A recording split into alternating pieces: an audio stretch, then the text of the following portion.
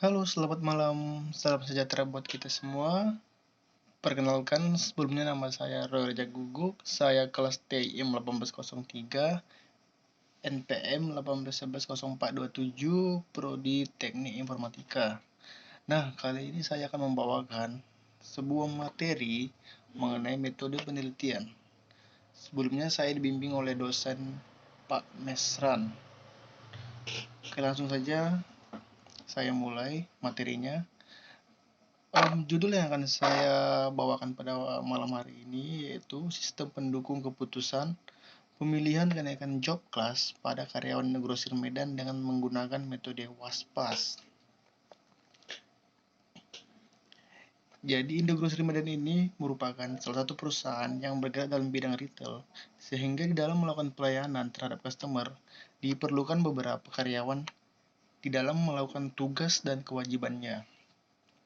Di dalam menentukan karyawan yang berkompeten, maka Indogrosir melakukan beberapa tahapan seleksi dengan menggunakan sistem pendukung keputusan dengan menggunakan metode WASPAS, Weighted Aggregate Sum Product Assessment.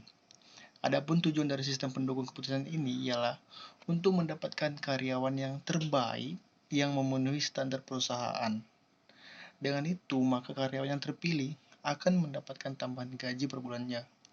Proses WASPAS ini akan membandingkan calon karyawan yang satu dengan yang lainnya dan memberikan output nilai intensitas prioritas berupa hasil penelitian, penilaian terhadap seleksi calon karyawan dalam kenaikan job class.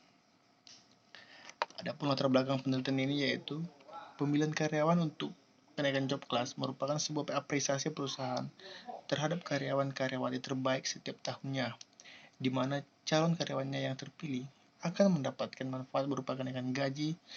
Seperti negosier lainnya, negosier juga menerapkan beberapa kriteria khusus bagi penerima job class. Adapun pemilihan proses penyeleksian calon karyawan masih kurang objektif karena tidak menerapkan sistem prioritas dari kriteria yang ditentukan. Sistem pendukung keputusan (SPK) sebagai sebuah sistem berbasis komputer yang membantu dalam proses pengambilan keputusan.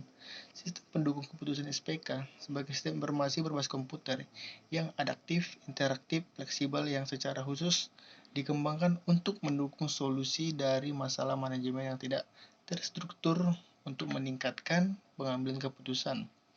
Metode WASPAS melakukan seleksi dengan cara perkalian untuk menghubungkan rating atribut dan harus dipangkatkan dengan bobot yang terkait. Metode WASPAS memiliki dua atribut yaitu attribute benefit dan attribute cost. Berdasarkan masalah yang di atas, maka dapat ditarik kesimpulan bahwa metode yang seharusnya digunakan dalam penyeleksian calon karyawan penerima job class adalah dengan menggunakan metode WASPAS untuk pengambilan keputusan terhadap calon karyawan. Teoritisnya yaitu sistem pendukung keputusan Decision Support System atau sistem pendukung keputusan yang selanjutnya kita singkat dengan penelitian ini menjadi SPK, itu memiliki definisi umum dan khusus.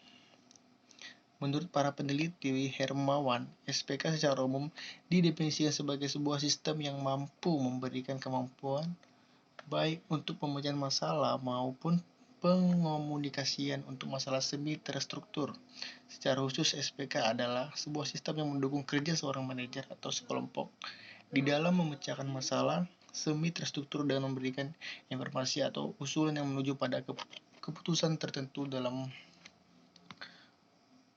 selanjutnya, pendapat lain juga menyatakan bahwa SPK didefinisikan sebuah sistem yang ditujukan untuk mendukung manajemen pengambilan keputusan.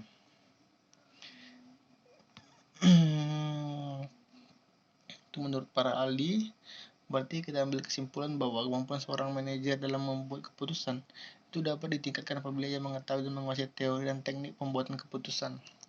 Dengan peningkatan kemampuan manajer dalam pembuatan keputusan, diharapkan dapat ditingkatkan kualitas keputusan yang dibuatnya, dan hal ini tentu akan meningkatkan efisiensi kerja manajer yang bersangkutan. Metode Aggregated Sum Product Assessment atau WASPAS merupakan suatu metode yang berguna dalam mencari prioritas pilihan lokasi yang paling sesuai dengan menggunakan pembobotan. Metode ini merupakan kombinasi unik dari pendekatan MCDM, yaitu model jumlah tertimbang dan model produk tertimbang. Pada awalnya membutuhkan normalisasi linear dari elemen matriks keputusan dengan menggunakan dua persamaan. Pendekatan ini merupakan yang populer dan digunakan MCDM untuk pengambilan keputusan. Ini adalah contoh untuk hasil dan pembahasan terhadap sebuah penelitian, yaitu pada proses pemilihan karyawan-karyawati, tahap awal yang dilakukan adalah menentukan kriteria pemilihan, yaitu mulai dari kedisiplinan, masa kerja, kompetensi keahlian, kompetensi kepribadian, dan kompetensi sosial. Saya akan mengambil sebuah sampel 10 nama yang akan saya identifikasikan menurut kriteria tersebut. Kriteria pertama itu simpulnya C1, melambangkan kedisiplinan, C2 masa kerja, C3 kompetensi kalian, C4 kompetensi kepribadian, C5 kompetensi sosial. Selanjutnya saya membuat tabel seperti ini. Tabel seperti ini saya buat. Ini adalah 10 nama yang akan berhak mendapatkan dan memenuhi kriteria seperti yang tadi. Oke, kesimpulannya, beberapa kesimpulan dapat dijabarkan sebagai berikut. 1. Sistem pendukung keputusan ini bertujuan untuk membantu pegawai atau HRD, Human Resource Department menentukan pegawai yang sesuai dengan kriteria yang diinginkan dalam bentuk ranking. 2. Perhitungan pada sistem pendukung keputusan untuk melakukan penyeleksian menggunakan metode SWOW, Simple Adaptive Weighting. 3. Sistem pendukung keputusan ini bisa mengolah data lowongan pekerjaan sehingga memudahkan melamar kerja dalam mencari lowongan kerja. 4. Hasil dari perhitungan sistem merupakan perankingan nilai tertinggi ke rendah dan nilai tertinggi merupakan hasil yang dibutuhkan sebagai bahan pertimbangan oleh HRD, Human Resource Department, untuk memperoleh pegawai yang sesuai dengan kriteria yang diinginkan. 5. Sistem yang dibangun hanya sebagai alat bantu untuk memberikan informasi kepada HRD, Human Resource Department, sebagai bahan pertimbangan dalam mengambil keputusan. Baik, sekianlah materi yang bisa saya sampaikan. Kurang lebihnya saya mohon maaf, karena pun saya juga lagi tahap belajar. Apalagi kita tahu bahwa kondisi sekarang lagi kondisi COVID, sehingga 100% kita belajar menggunakan daring, menggunakan media handphone. Baiklah, sebelum saya ucapkan terima kasih, selamat malam, dan sampai jumpa.